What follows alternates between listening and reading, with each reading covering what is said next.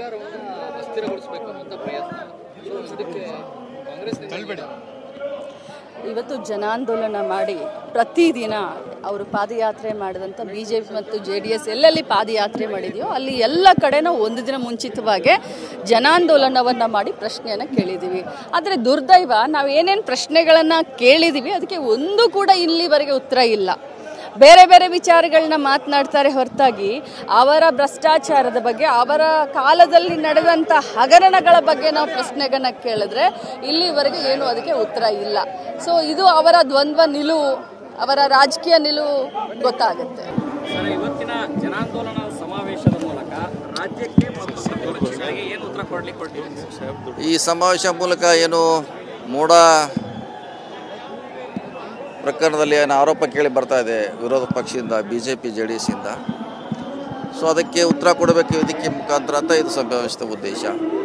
ಸುಮಾರು ದಿನಗಳಿಂದ ಸುಳ್ಳು ಆರೋಪಗಳನ್ನು ಅಪಪ್ರಚಾರ ನಡೀತಾ ಇದೆ. ಸೊ ಅದಕ್ಕೆ ಒಂದು ಅಂತಿಮ ಘಟ್ಟ ಆಗಬೇಕೆ ಕಾರ್ಯಕ್ರಮ ಅಂತ ಉದ್ದೇಶದಿಂದ ಮುಖ್ಯಮಂತ್ರಿಗಳು ಹಲವಾರು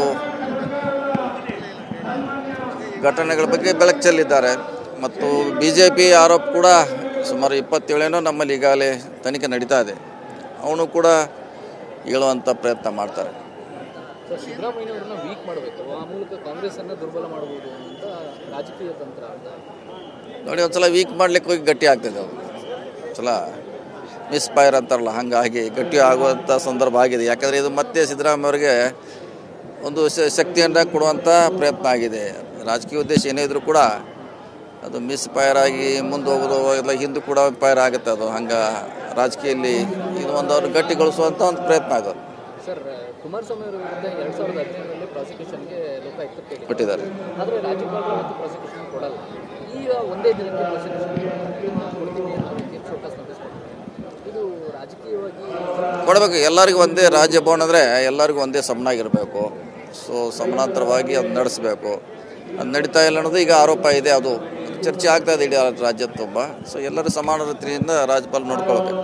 ಎಲ್ಲ ಬೆಳವಣಿಗೆಗಳ ಸಿಎಂ ಸಿದ್ದರಾಮಯ್ಯ ಅವರು ಸಿಎಂ ಸ್ಥಾನದಲ್ಲಿ ಜಾಸ್ತಿ ದಿನ ಉಳಿಯಲ್ಲ ಅನ್ನೋಂಥ ಚರ್ಚೆ. ಪ್ರಶ್ನೆ ಇಲ್ಲ, ಈಗ ಪ್ರಶ್ನೆ ಈಗ ಅದು ಏನಾದರೂ ಪ್ರಶ್ನೆ ಇಲ್ಲ, ಅವರೇ ಇರ್ತಾರೆ.